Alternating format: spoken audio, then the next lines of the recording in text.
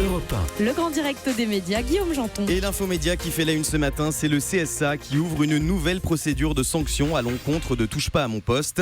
C'est la seconde fois en moins d'un mois que l'émission de Cyril Hanouna sur C8 fait l'objet d'une telle décision. Jérôme Ivanichenko, bonjour. Bonjour Guillaume. Vous êtes notre expert média. Alors selon l'autorité de régulation, l'émission véhiculerait des préjugés sexistes. Oui, elle présenterait même une image dégradante de la femme. Le CSA s'appuie sur une séquence dont nous vous parlions il y a quelques jours, un petit jeu auquel se prêtait Cyril Hanouna avec une de ses chroniqueuses, Capucine Anave, lui faisant toucher son entrejambe alors qu'elle avait les yeux fermés. Cette séquence n'avait pas été diffusée en direct, elle se déroulait lors d'une coupure pub, mais elle avait été montrée à l'antenne quelques jours plus tard dans une chronique de Jean-Luc Lemoyne qui revenait sur les coulisses de l'émission.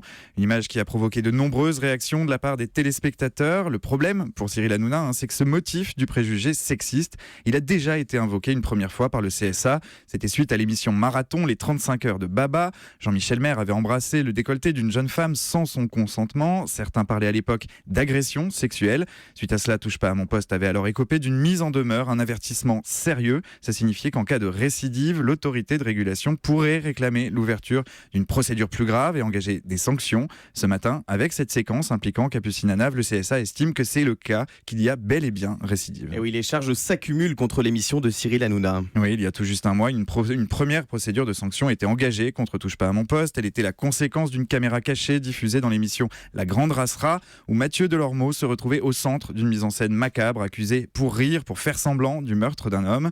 Le CSA avait vu dans cette séquence un manquement à l'obligation de respect de la personne humaine. L'affaire est actuellement entre les mains du rapporteur indépendant, membre du Conseil d'État, qui a pour mission d'instruire le dossier et qui devrait rendre son verdict dans les semaines à venir.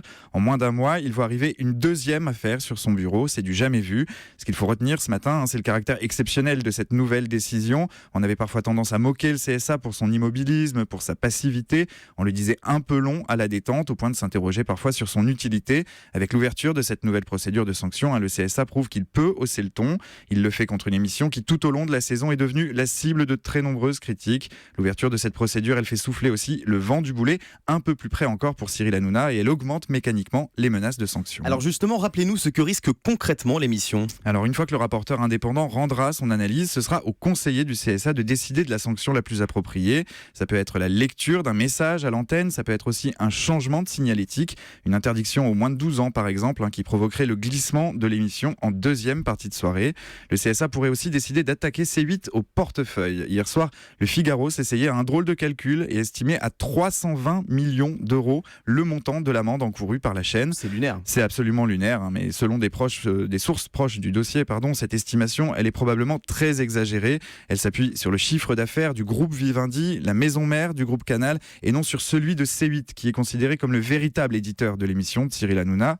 Quoi qu'il en soit, certains parleront d'acharnement, de polémiques artificielles alimentées par des médias en quête de buzz, par des tentatives d'intimidation, mais la réalité est un petit peu différente. Ce sont les téléspectateurs qui alertent le CSA sur ce qu'ils considèrent comme des situations problématiques. Et rien que pour l'année 2016, l'émission a déjà fait l'objet de plus de 6700 signalements. C'est du jamais vu, c'est même un record pour une seule et même émission. Merci beaucoup Jérôme Ivanichenko, et puis j'en profite pour vous souhaiter de bonnes vacances. On vous retrouve dans le grand direct des médias le 2 janvier, et puis on vous retrouve aussi ce soir à partir de 20h aux côtés de la sublime Julia Martin dans Europe 1 Paris Match, la rétro 2016, pour évoquer l'année télé avec votre verve intarissable.